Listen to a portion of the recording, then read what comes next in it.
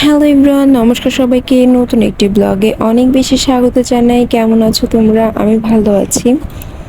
But ইদানিং মেয়েটার শরীর খারাপ, তাই মনটাও ভীষণ খারাপ। কিছুই যেন ভালো লাগছে না, কোনো কাজ করতে ইচ্ছে করছে না।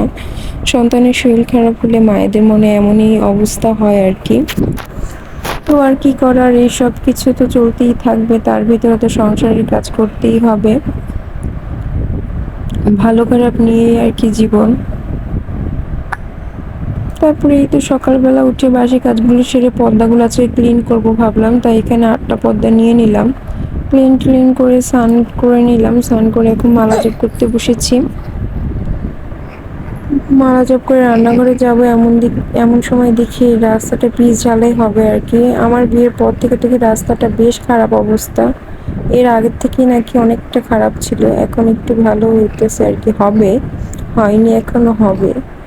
তারপর স্নান টান করে এদিকে আমি রান্নাটা বসিয়ে দিয়েছি, আর এইদিকে আমি পর্দার হ্যান্ডেলগুলো মুছে নিচ্ছি, কারণ এখানে বেশ ধুলো জমে থাকে। আর ধুলো অবস্থায় পর্দা রাখলে তো আরও বেশি পর্দাতে ধুলো হবে। আর আমাদের 4তলার ঘর, বাট এতটা ধুলো যে কোথা থেকে আসে কে জানে।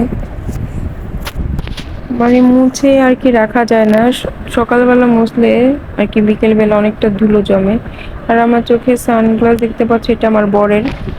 কারণ এখন আমি ধুলোর কাজ করতেই পারি না, একদম চোখে বেশ সমস্যা হয়, চোখ লাল হয়ে যায়, চুলকায়।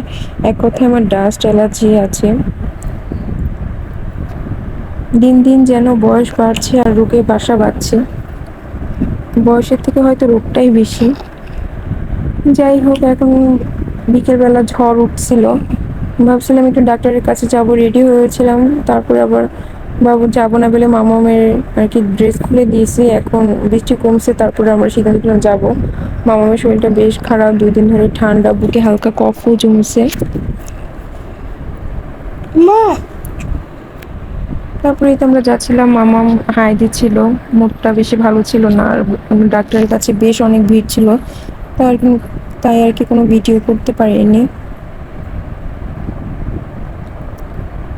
আজকের ভিডিওটা এই পর্যন্তই। ভালো লাগলে একটা লাইক দিয়ে পাশে থাকবেন। ধন্যবাদ সবাইকে, থ্যাঙ্কস ফর ওয়াচিং। আর যে যেখানে থাকবেন অবশ্যই ভালো থাকবেন, নিজের খেয়াল রাখবেন। ধন্যবাদ, বাই। বাই।